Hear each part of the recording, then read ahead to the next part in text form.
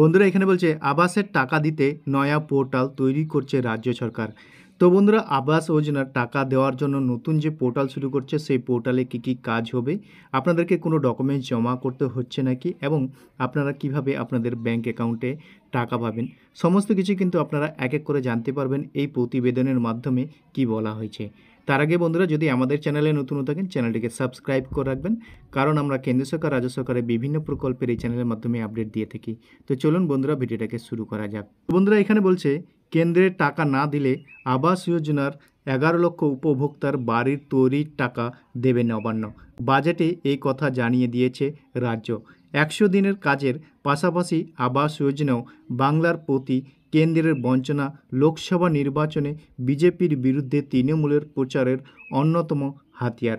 প্রতিটি নির্বাচন সভায় আবাস যোজনা নিয়ে ঝড় তুলেছে তৃণমূল সুপ্রিম তথা মমতা বন্দ্যোপাধ্যায়। একই সঙ্গে মানুষের কাছে পৌঁছে দিয়েছে বাড়ি তৈরির গ্যারেন্টি। নির্বাচন মিটলেই এই প্রতিশ্রুতি পূরণের কাজ শুরু করতে এখন থেকেই কোমর বাঁধতে শুরু করছে রাজ্যের প্রশাসন।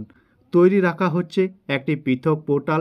এই পোর্টালের মাধ্যমে বঞ্চিত আবাস উপভোক্তাদের বাড়ির তৈরির টাকা দেবে রাজ্য।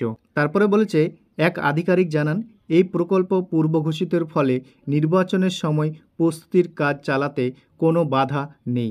এখন পোর্টাল থেকে শুরু করে অন্যান্য প্রয়োজনীয় পরিকাঠামো তৈরির কাজ সেরে রাখা হচ্ছে। ভোট মিটলেই যাতে কাজ শুরু করে দিতে পারা যায় তার জন্য প্রস্তুতি সেরে রাখছে সরকার। 2022 সালে ডিসেম্বর মাসে কেন্দ্রের 11 লক্ষ বাড়ি তৈরির প্রশাসনিক সম্মতি দেওয়ায় রাজ্যব্যাপী উপভোক্তাদের যাচাই পর্ব চালায় পঞ্চায়েত দপ্তর। তখনই তৈরি হয় চূড়ান্ত তালিকা। তাহলে তালিকাভুক্ত উপভোক্তাদের অ্যাকাউন্টে টাকা পাঠানো ছাড়া ভোট মিটলে আর নতুন কি কাজ থাকতে পারে রাজ্য সরকারের।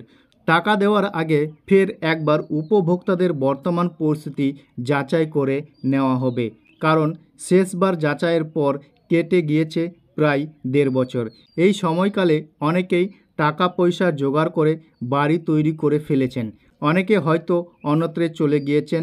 এইসব দিকে খতিয়ে দেখে তবেই টাকা ছাড়বে, যা যথেষ্ট সময় সাপেক্ষ। সেই কারণেই ডিসেম্বর মাসে রাজ্যের বাড়ির তৈরির প্রথম কিস্তির টাকা ছাড়বে বলে জানিয়েছেন মমতা। সূত্রের খবর, এই পোর্টালের কার্যকারিতা নিয়ে কয়েক দফা বৈঠকও সেরে ফেলেছেন পঞ্চায়েত দপ্তরের আধিকারিকরা।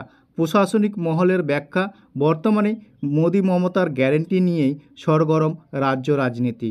সেক্ষেত্রে আবাসের টাকা দেওয়ার জন্য রাজ্যের প্রশাসন এই তৎপরতার যথেষ্ট গুরুত্বপূর্ণ। অন্যদিকে কর্মশ্রী প্রকল্পের অধীনে প্রয়োজনে 60 দিনের কাজে দেওয়া হবে বলে জানিয়েছেন মমতা। আগে থেকেই চালু ছিল এই প্রকল্পের পোর্টাল, আবার তাতে উঠে আসে তথ্যের ভিত্তিতে পর্যালোচনার কাজ চালাচ্ছেন দপ্তরের আধিকারিকরা। তো বন্ধুরা এই ছিল আবাস যোজনার ছোট্ট একটি আপডেট। তো ভিডিওটা কেমন লেগেছে কমেন্ট সেকশনে অবশ্যই কমেন্ট করে জানাবেন। ভিডিওটা যদি ভালো লেগে থাকে একটা লাইক করে বন্ধুদের সাথে বেশি বেশি করে শেয়ার করে দেবেন।